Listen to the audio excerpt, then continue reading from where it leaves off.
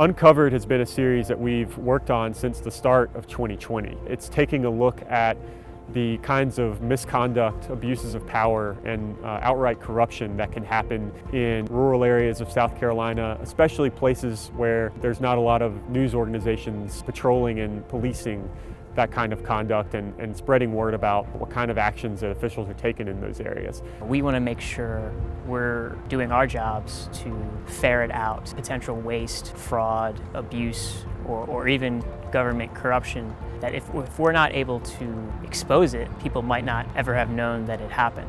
We've already found, just in our first installment, a lot of abuses ranging from unethical conduct that has been highlighted by the State Ethics Commission to criminal conduct that has been investigated and prosecuted by state and federal law enforcement agencies. Government officials who feel like they can operate with little or no scrutiny seem more likely to do bad things. And when you don't have a community watchdog in place to look out for that kind of conduct, it can persist. So the mission of the Uncovered project is basically just to keep looking.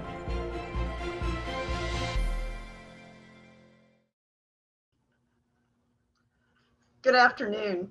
I'm Robbie Scott, Director of Development for the Post and Courier's Public Service and Investigative Journalism Fund. Today's Sunshine event is a celebration of the Freedom of Information Act and open meeting laws. It's also about their value to our community. Today's event is also a fundraiser so that we can ensure that we not only have access to the information we need, but also the resources and financial means to continue bringing you impactful reporting that makes a difference and weeds out corruption and mismanagement and shines a light on the truth. We're also here to supply you with the tools, knowledge, and confidence it takes to take the steps necessary to do your own investigation, if needed.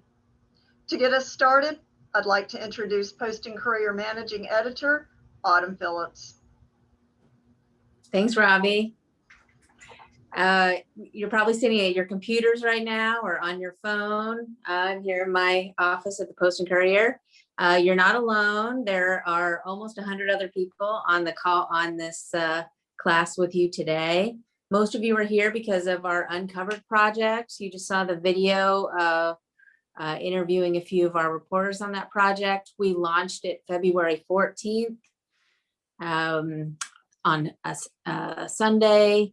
It's a statewide effort. We've partnered with more than a dozen small community newspapers, newspapers who, for whatever reason, cuts over the years, don't have the staff to handle some of these stories that they've been wanting to do for years. We're helping them with the resources to get these stories done. We're publishing these stories simultaneously in the Post and Courier and across the state in these small papers. Just like Joe Craney said in the video, what we're learning from our years of looking in these corners across the state, if people aren't watching, when certain kinds of people have access to the public purse strings, they take advantage. So that's why today we're going to teach you a few tricks of the trade. I have with me projects editor Glenn Smith and senior reporter Tony Bartlemay. I'm going to be asking them questions about the things that we do. Robbie, who you just met, is going to be taking questions. Just type them in the little Q&A. And I'll ask those as we go. After we're done, if you want to learn more, if you've missed any of our stories, postandcourier.com/uncovered. You'll see their stories. You'll see ways to give us news tips. You'll also see something we call, we just built this, it's called the Citizens Toolbox, and it'll show you all the things that we're going to teach you today, like a template for filing a FOIA, how to do a background check, some tips on if you think your city council is going into executive session and that they should not be, a little card of what you can, legal language you can read to them so that they don't do it. Anyway, I'm gonna start by asking a very simple question to Tony. So how do you know if your public official is corrupt or misusing their position? Well, thanks, Autumn. Hi, everybody. So I think the best way to look at that is to understand what corruption is. And corruption is basically when a public official uses his or her office for private gain. And private gain can come in many flavors, you know, from kickbacks to bribes to spending tax dollars in inappropriate ways, to even, you know, getting business for business associates and things like that. Tony, why don't you walk me through an example? The Dan Johnson case we investigated and published a couple of years ago. Tell me how you knew there was an issue. How did we pursue it? What did we find? Yeah, the Dan Johnson case is a great example, and let me take you through it because, in a lot of ways, that was the origin story for a lot of our work for sheriffs, and then eventually uncovered. And it began, like so many stories, with a tip. Somebody said, "Hey, you ought to look at all these documents," and I said, "Well, what documents?" And a nonprofit group had used the State Freedom of Information Act, which Glenn will talk about in a little bit in more depth, to get a bunch of spending records for a prosecutor in Richland and Kershaw counties named Dan Johnson. And they had gotten these spending records, hundreds and hundreds of pages of spending records, and then just posted them online for everybody to see, but nobody had looked until we did. So we started going through these documents. Now, what were these documents? They included credit card statements that government officials use. They included checks and receipts and travel vouchers and all sorts of things. And so we started going through them, and that's where the fun is, you know, where you start looking at credit card statements, for instance. And I remember going through them thinking, you know, why is this prosecutor spending thousands of dollars to go to the Galapagos Islands? And then, you know, why did he get seats to a Minnesota Twins game? And why is his assistant going to Kentucky and charging a credit card for ortho or dental work? So, you know, we started looking at each one of those cases, and that's the time-consuming part of it all. You get these documents, and then you try to find out what's not smelling right. And so we went through that for weeks and weeks, looking at specific spending records. One of my favorite examples was, so when you can request receipts as a taxpayer for public officials who go on trips. And one of the receipts for Dan Johnson was for a $179 Uber ride in Minneapolis, Minnesota. Now, I was born in Minnesota, so I know the three most important things in Minneapolis are the Minnesota Vikings and the Minnesota Twins, sort of, and then Prince, who had just died at the time. And so the Uber receipts actually show a map of where you go. And so I looked at that receipt and I said, oh, he must have gone to see Prince's house, which he in fact did. $179 trip to see Prince's house on the taxpayer's dime. Long story short, because of our investigation, he eventually was charged, he and his assistant, and went to federal prison. Thanks, Tony. So let's keep talking about this a little bit. Let's say you, just like we got these tips, what are 3 concrete steps you can take when you think that your public official is pocketing taxpayer money? So that's a great question. So here are 3 things you can do when you quit. First thing, Google Charleston County Public Index. That takes you straight to the county's website for lawsuits and criminal charges and things like that. And you can do that for any county, Dorchester County, Berkeley County, wherever, just the county public index. And there you can you just search with a last name and you'll find all sorts of interesting stuff about people you want to find out. So that's the first thing. Second thing is, if you want to look up a public official's, what this public official has gotten in terms of campaign money, or how much money he makes, he or she makes, go to the State Ethics Commission's website and look up their statement of economic interests. So you can just Google State Ethics Commission, and then I believe it's public disclosure or public reporting. You have to search around for it. Their website isn't the best website in the world, but it's full of interesting information. And then the third one, social media is often the biggest and best thing to find a lot of things. So you can just go through Facebook and Twitter and then find lots of stuff. Thanks. So just a reminder, postandcourier.com/uncovered. We built that citizens toolbox, and you'll find links to a lot of these things that Tony just mentioned, and other things as well. So, around here we talk about FOIA all the time, Freedom of Information Act. Glenn, do you want to talk to us a little bit about what is the Freedom of Information Act, and how do you file a FOIA? I'd be happy to, Autumn. So the Freedom of Information Act is a state law that guarantees the public access to records and meetings so that the public can monitor government and the performance of government and see how things operate. Really, the sentiment behind it goes all the way back to the state constitution, where it talks about the doors of each house of the state's government shall be open to the public. So you might think that this law has been around since the very beginning of the state. You would be wrong. Actually, it was 1970s before we passed the State Freedom of Information Act. 1974, they put something together. It was just full of holes and problems and weaknesses, and they came back to it in 1978 and drafted the law as more or less as it appears today. They've strengthened it along the way. Because public officials, public agencies constantly seem to find little loopholes and ways to get around the law. Police, good example, where the law gives you access to incident reports. So they started hiding information in things called supplemental reports.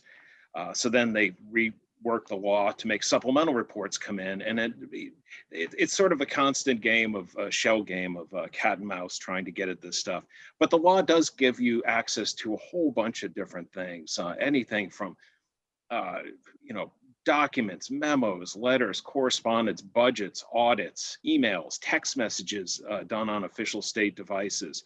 You name it, it can be gotten, but it takes some effort on your part. If you want to file a FOIA, here's what you got to do. First, I would recommend that you ask the agency or public body if you can have the information first. Then, maybe they'll say, absolutely, it's on our website, or that information is readily accessible here, or I'd be happy to gather that for you. Save yourself a lot of time and effort just by asking first. But if you have to go the route of filing a FOIA, you must do so in writing. And on the Citizens Toolbox that we put together on the Uncovered page, we created a sample letter there that you could download and just fill in the blanks, be specific as possible, and just send it off, and that sets the wheels in motion. You have to get a response under a revision in the law back in 2017. They fixed things so that they now have harder deadlines. They must respond to you within 10 days to tell you whether you will get the information or not. If the documents are older than 2 years, they get 20 days to get back. And then they have 30 calendar days to deliver the information, or 35 in the case of documents over 2 years old. So I'll just do a hypothetical. Let's say you believe the mayor in your town is giving contracts to his buddies, but you haven't been able to prove it. You think that a lot of this communication is happening by email. How would you go about crafting a FOIA for that email communication? What kind of, give me a specific example. So I think your best chance of success is being as precise as possible with your request. If you ask for all the emails sent by the town, you're just going to generate hundreds of thousands of emails. It's going to take forever for them to put together. They're going to be angry with you, which, you know, that's okay. You can live with that. But it's also probably going to cost you a ton of money when they charge you for that search. So what I would do is I'd try to find out what contracts you think these folks are getting, what time frame that they were awarded, and who the people in question might be, who the key players are. Then I would craft the FOIA saying, I'm looking for all emails between the mayor and individual X, Y, Z during the time frame, say November 16th, 2020 to January 1st, 2021. So that narrows your field quite a bit, should make it a lot easier for them to search. Another great pro tip is to add keywords in there. They do what's called a Boolean search, which is a lot of most of your major governments now, they can search by keywords. And so if you can give them things like, say it's an automotive contract, you know, all mentions of the word, you know, automotive contract or road paving or something like that, anything that can narrow down the field is going to save you a lot of time getting to the information you're really looking for. So how many times have we put out a FOIA and we get the response back and it is boxes of paper, or it is discs of emails? It is a lot of information.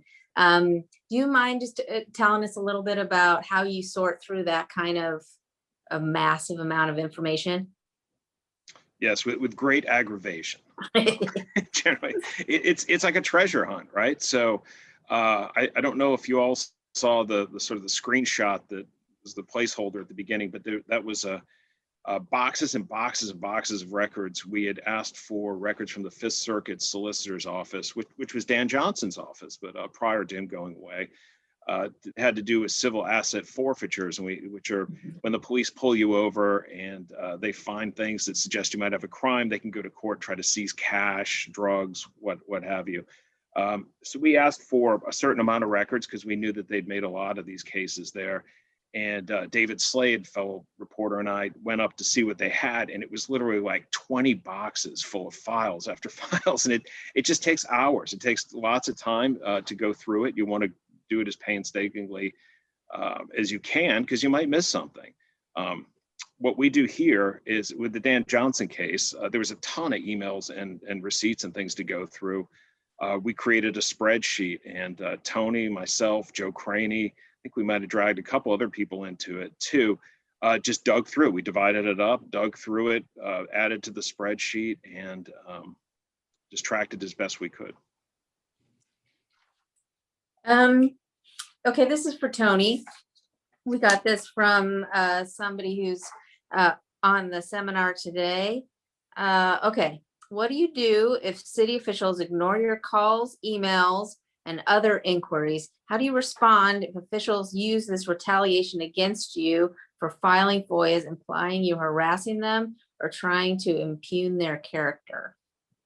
Wow, that's really interesting, and something actually we've been hearing more of lately is, so you file a FOIA, you're a regular citizen, you file a FOIA, and you end up getting grief from the agency that you support as a taxpayer. So it's clearly wrong. So what can you do about that? Well, I guess would have a stiff spine and keep fighting. If they deny your FOIA request, that's kind of where we come in. Call us up. Let us know what's going on. We hate to hear that because it happens to us. So we feel your pain in a real visceral way. So we'll help you. You also have the option of filing a lawsuit. And I know some citizens groups have done that. And the benefit of doing that is they will forever take you seriously moving forward. The drawback is that you might have to spend money, and that's no fun. So, and we constantly ourselves are denied information, and we have to threaten lawsuits and sometimes sue ourselves. So again, stiff spine, keep fighting. Just a side thought, we're here teaching you how to file your own FOIA or how to do this research yourself. But let's say you have a hint, you believe something's happening, and you don't really want to go through all this work yourself. You want to feed it to us because this is what we do every day for a living.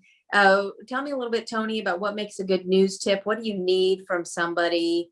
What kind of information do you need from somebody to know it's something that we should and can pursue?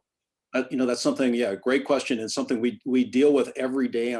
This morning, I got this great tip about an agency, and this tip was all over the map about all sorts of grievances and issues. But within that tip, I know there is something worthwhile investigating. So I basically, this particular tipster who is wanted to remain anonymous, and we're going with that. Tipster, I said, you've got to be very specific and guide me to specific documents and grievances that I can obtain and document and really build a case for. So it's a constant narrowing to very specific, what I usually describe as doors that we can open that may lead to other things as well. How about for Glenn? I just got another question for somebody in the seminar. So does the FOIA process change depending on the state that holds the documents? Yeah, as a matter of fact, each state has its own FOIA laws, and Florida is looked at as probably the gold standard. They make all sorts of stuff available in a very quick manner. They also post a lot of stuff online. Other states, New York, for one, you would think, it's sort of a liberal place up the coast, big metropolitan area, really stingy with a lot of stuff they release. They block a lot of files. South Carolina, I guess, is somewhere in the middle. There's stuff we'd like to have access to that we can't. But yeah, the process changes from state to state. I come from Connecticut originally, and what you do there, if you can't get the document you want, you can file a appeal with the State Freedom of Information Commission, which is an independent body, which will hear you out and decide right then and there whether you can get the documents. If you don't like their ruling, then you could sue. Here in South Carolina, they've tried to get something like that going a couple of times. It hasn't really caught on, and so really your only option is to just keep badgering them or to take them to court. Thanks. Glenn, let's keep talking about FOIAs a little bit. Can you tell me how the law has, you've already gone into a little bit of it, but how the law has changed over, especially the last 3 years? Yeah, it's constantly evolving. Like I say, Jay Bender, who's been a great source of information and advice to me over the years. He's an attorney in Columbia, probably the foremost FOIA expert in the state by far. He's saying that public officials just spend their time trying to devise ways to get out of compliance with the FOIA, so we have to just stay on them. One thing that changed for the better back in 2017 is, as I said, they added firm deadlines to the process. Before it was a little squishy, and that helped. And they put in some provisions that clearly made some things accessible, like police dashboard cameras. On the flip side, they snuck in a provision that allowed the people as public agencies to charge for the retrieval, review, and redaction of public documents. So they said, well, it used to be that you would pay copying costs, maybe $0.25 a page. Some departments would just give it to you for free. Now you have to pay them to find the information for you. And it's supposed to be the lowest paid person in an agency capable of doing that job. But some agencies say, well, that's our attorney, and he makes $250 an hour. We have gotten some outrageously high bills over the years. It's not uncommon to get quoted $2,000, $3,000, $4,000. We were once quoted almost $250,000 to seek access to a police database that existed electronically. They said their officers had added things in the improper fields, information that they shouldn't have put in there. And we, of course, maintain that that's not our fault that they made mistakes. We want the records, and we had to take them to court work for that. We did not end up paying $250,000, but that's one thing to watch out for when you draft the FOIA. You really, as I said, try to be as precise and narrow as possible, because that's going to keep your costs down. And when they come back at you with some eye-popping number, never hurts to call back pleasantly. I mean, as politely as possible. I think that goes a long way too, and show your willingness to work with them and see if you can negotiate that figure down. And if you can't, like Tony said, you're always welcome to call us, and you know, we can bring our resources to bear as well. Okay, let's move on to another tool we have. This is for Tony. So what kind of information can an average citizen get from a background check? And how do you go about running one? So, you know, background checks are kind of another treasure hunt that we like to do. And so again, that kind of goes back to, so let's say we were looking at that hypothetical mayor contractor case.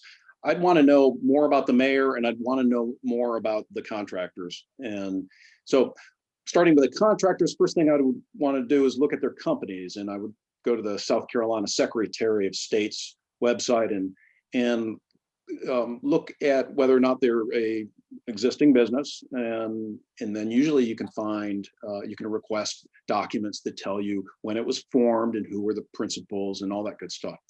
From there, then you start to look at who are the people behind these companies.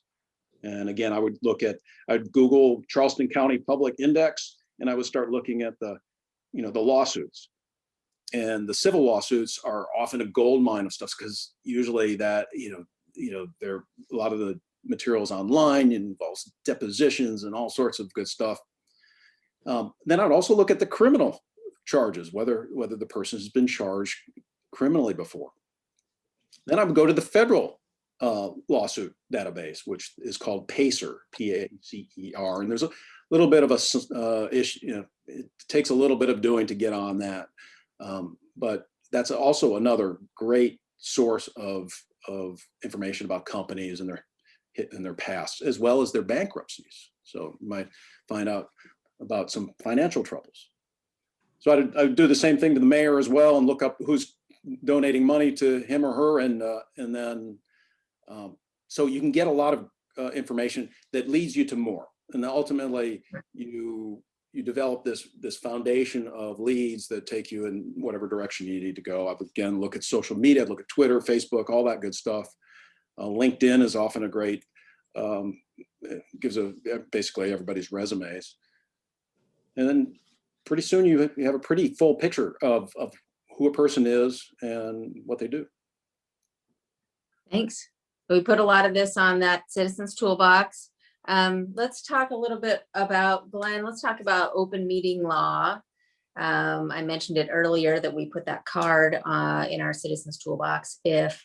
How do you know if your city council is going into executive session illegally, or if they have the right to have that conversation behind closed doors? And if you think that they're doing something behind closed doors that should be done in public and a journalist isn't around, what can you do?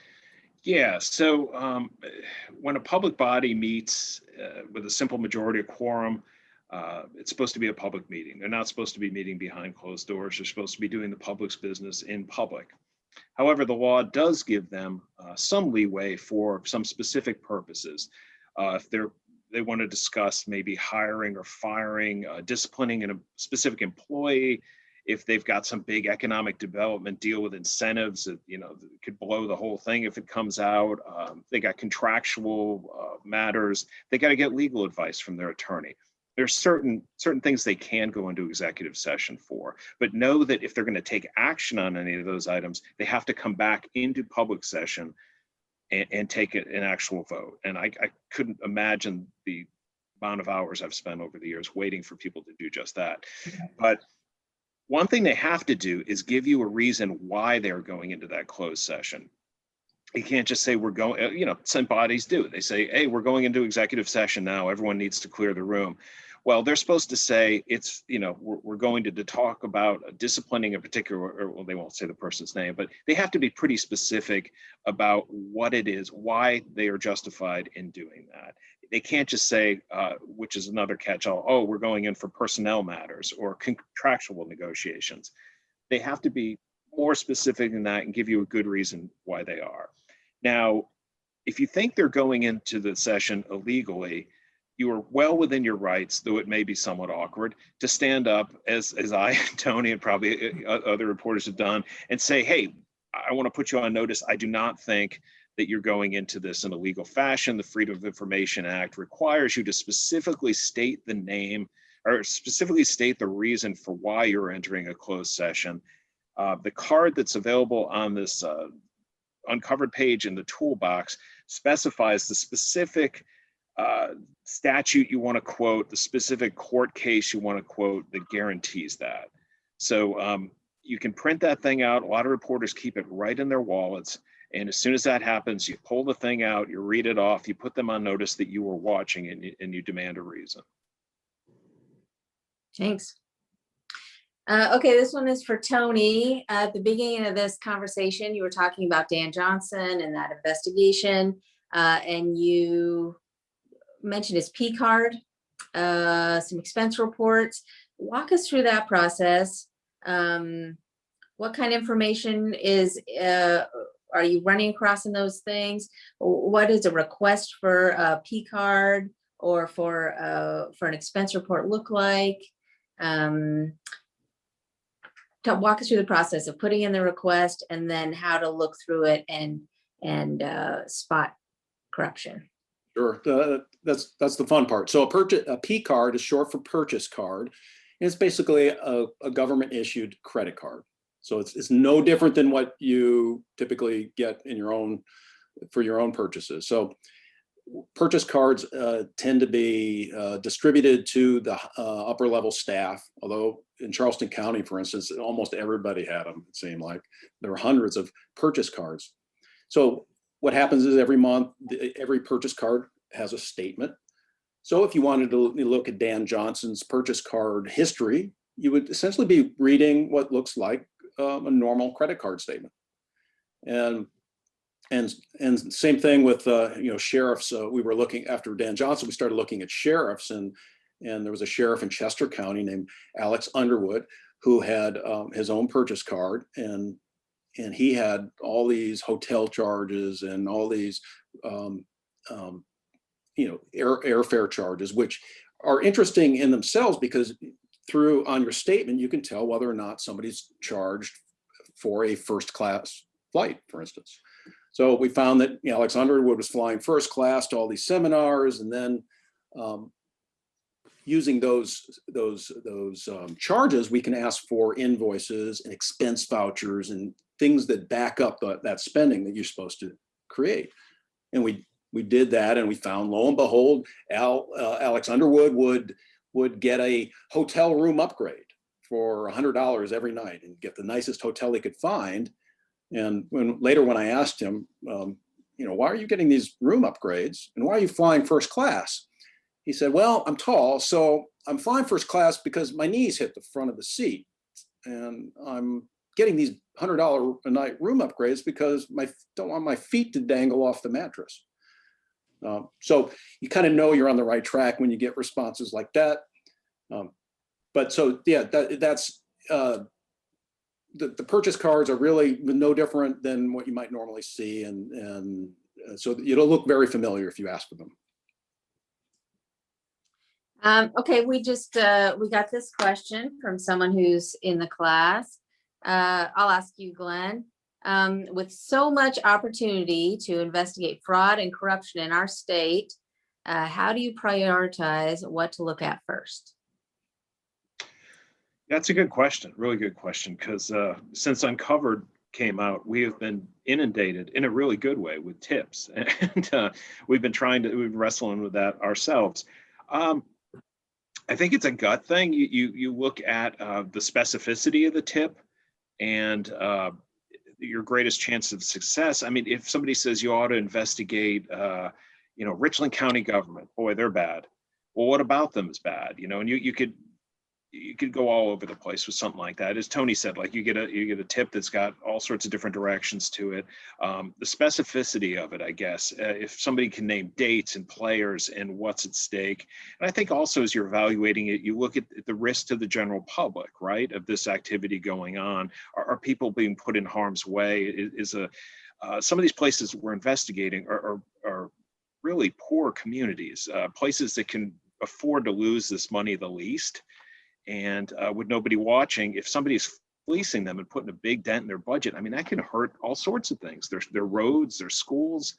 So it's that too. The pressing nature of the complaint. I know last year, during the height of the coronavirus, when everyone wanted to know, what's the state doing here? How are they deciding about the actions being taken? How is the governor managing this crisis? Who's pushing to lift restrictions or put them on?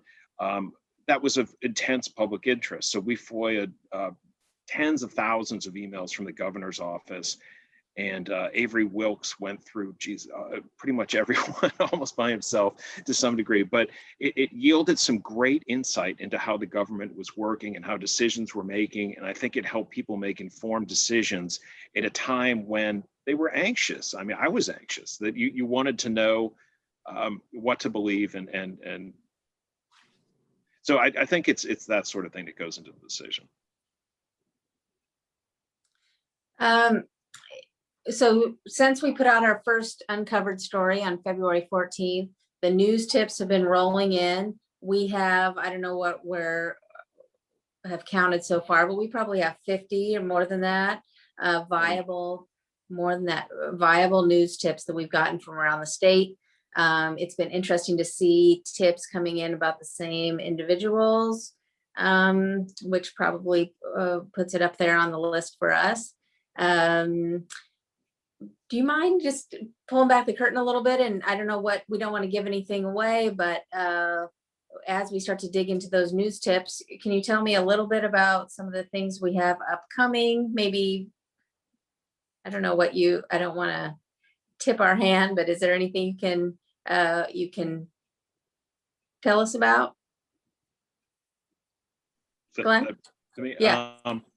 Yeah, in a broad sense, because some of these things are just tips at this point, and you've submitted FOIA requests and are waiting on some documents. It's a whole gamut of things, really. It's business being steered to elected officials' own businesses or that of their business associates. It's jobs going to particular people because they had an insider lane on the position. A lot of excessive spending tips, a lot of spending out of control. Just a whole nepotism. I mean, just how about Tony? What would you say? I would without giving away anything. I was kind of always thought that South Carolina had a lot of corruption. Now I really think it has a lot of corruption. Right. Kind of my eyes. We're looking at state agencies. We're looking at local, tiny little obscure agencies. There's no shortage of stuff to look at. Yeah, I think one interesting takeaway has been, you discover agencies you never knew existed. And in a couple cases, we've discovered watchdogs, like government, like inspecting agencies that have the power to make, I don't know if they're civil actions and consent orders and all this stuff. Never knew they were, I've been here 30 years. Tony's been here a little longer. Didn't even know these places existed. I still don't know too much about them, but it's really ripped the top off a big scab here, I think. It's interesting to see what's underneath. Okay, we have a couple questions coming in from readers. Let's see. Do FOIA rules cover elected officials' personal devices like cell phones and emails? Glenn, do you want to take that one? Yeah, that's a really good question. And we struggle with this all the time. So it's my understanding, I'm not a lawyer, but it's my understanding from talking to lawyers that if you're using your personal device for public business, then that stuff comes in, then you are entitled to get that. But finding it's another matter entirely. Definitely we've seen cases where maybe city council members in this particular community are texting each other under a table before a vote, violating the rules of transparency and open government. We've seen a lot of public officials, particularly those who've been burned with emails that they didn't want to get out or text messages they got. Suddenly their emails and texts are just absolutely empty. There's nothing there. They're not conducting any business by that. And you're wondering, how can that possibly be? Well, probably they've got a Gmail or a Hotmail account, or they've got their own personal cell phone. They've carried a second phone around so that they can sort of get around those things if you're trying to get them. Now, we have had success in a couple occasions, with going after some things that were done on personal devices. So I think that falls under the law. It's just a matter of being able to find out where those are, what the number is, and really press that point. They also trip themselves up at times by looping people in on official government accounts, like, oh, hey, can you answer this one question for me? And then you're like, oh, wait a minute, there's a whole string here involving these other people. And then it comes into the public light. We've been doing this for about 45 minutes. We're going to start wrapping up. I just wanted to let everybody know, in case you have any more questions, specific, anything we've talked about so far, go ahead and drop them in the Q&A. I'll try to get them. I have one more question that just came in. I think I know the answer to this, but I love the instinct behind it, or the sentiment behind it. Glenn, do you ever need volunteers to review research of public records?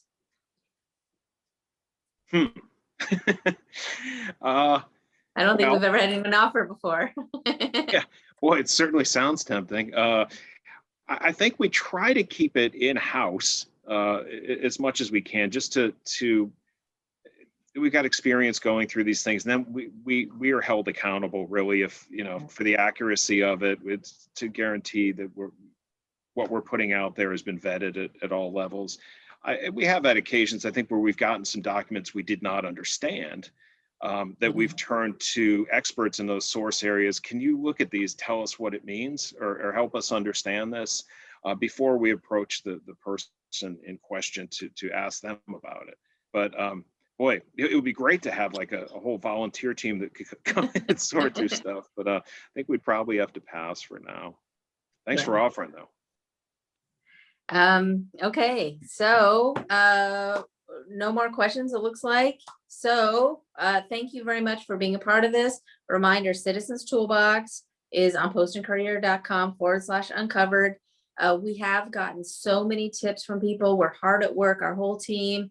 We have stories, lined out through almost June now, on a pretty steady basis.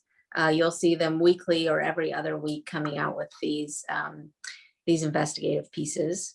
Also on that page, you can find a way to give us news tips, and to give us news tips anonymously, using Signal or Proton Mail, if you don't want anyone to ever know that you sent that tip to us.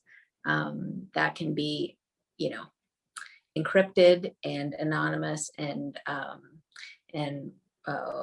we'll respect that. Also, going back to the concept of the cost of FOIAs, sometimes those bills that they give you are designed to scare you a little bit and get you to back away. That's a good moment to call us. One, we have this investigative fund that we use for FOIAs. If it's something that we want to pursue, or we can help you refine your request so that it's not so expensive. Anyway, thanks again. We're going to say goodbye. I'm going to turn it over to Robbie. Robbie, it's your turn. Great. Thank you, Autumn. And thank you, Tony and Glenn, as well. And also thank you to many of you who just had very kind things to say about the session. We appreciate your feedback and encourage you to continue to stay in touch with us. As I said at the opening of our event, today's session is a fundraiser for the Post and Courier's Public Service and Investigative Journalism Fund. I'm very happy to tell you that through the generosity of our readers and people just like you, we've raised $184,000 since February 14th, and it's humbling for all of us. But make no mistake, journalism is expensive. To date, we've spent $50,000 just on the Uncovered series, and our work is just getting started, as you've heard today. Our goal is to continue to partner with South Carolina community newspapers to publish relenting and revealing information that uncovers the truth and shines a light on it and also makes it widely acceptable. We would like to ask for your support to make South Carolina a better place to live. Donations of any amount are appreciated. Any amount is appreciated.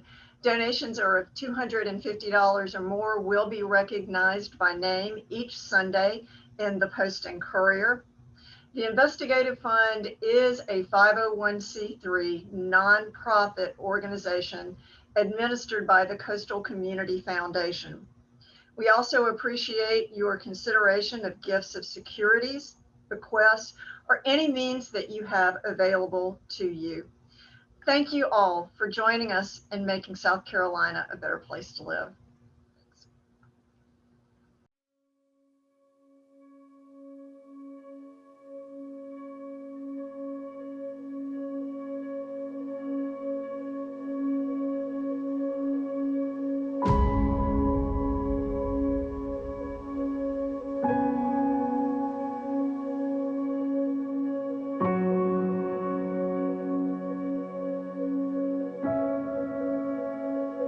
I often ask people, if the Post and Courier doesn't write this story, who will?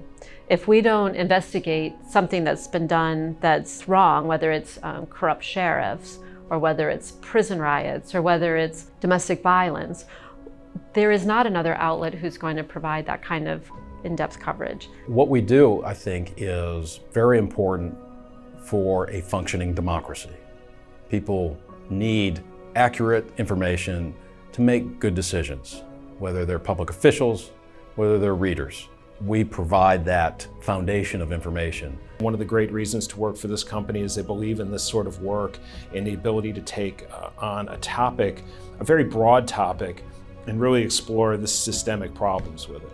Well, our investigations a lot of times really try to dive into something that's right there in front of your face and present it in a much more in-depth, more human way. We have a 5-person project team here in Charleston, including me. We have a presence not only in Charleston, but also in Columbia and Greenville and Myrtle Beach. We also have a deep reservoir of talent and institutional knowledge here. There's just so many resources we can bring to bear on these topics, really dig deep into the history, explain why things are happening, provide that deeper context that others maybe cannot. One thing that I think is really great about local investigative journalism is it's sort of sticking with an issue, even if the rest of the country has moved on from it or never really was interested in the first place. It's a commitment to what makes what's happening in this place unique and what is particular to our community. Accountability reporting is incredibly valuable for the communities that we cover, because communities that have newspapers, strong public watchdogs, spend tax dollars better. There's less corruption overall. So there's a tangible benefit to this kind of investigative reporting. To get deep enough in to sort of see the pieces, and then you start pulling on threads and they lead to another thing and another thing, to get deep enough in to sort of make connections and sort of see problems and issues, and then to sort of have the understanding to make that make sense for a reader. It takes a long time. Unfortunately today, it's not super common to see media outlets investing this kind of money and time into in-depth investigative work. Resources have become much more scarce. The landscape has really changed over the past decade. but the Post and Courier has continued to invest that way. I really truly believe that if it weren't for the Post and Courier, a lot of these topics would not be investigated, a lot of these stories would not be told.